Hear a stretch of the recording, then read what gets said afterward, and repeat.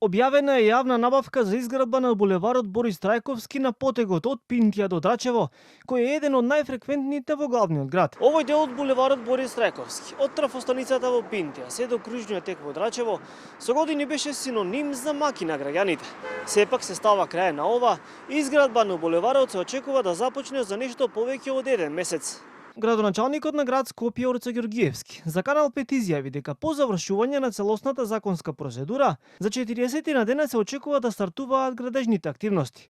Тој од граѓаните побара уште малку трпение во наредниот период, со цел да се реши овој долгогодишен сообраќаен проблем. Овозможување на велосипедска и пешачка патека и од едната и од другата страна, сигурен, безбеден коловоз и осветлување. Осветлување нема таму подолги години, поради недовршување на трасата и овој делот кај Пинтија не осветлен со години. Во однос пак на градежните активности на булеварот Македонија, кој ќе води кон подземната сообраќајница кај Лимак, Ѓорѓиевски кажа дека во наредниот период ќе се работи интензивно за што побрзо растаретување на гужвите. Започната е првата фаза и припремите на она што би значило влез во подземната сообраќајница.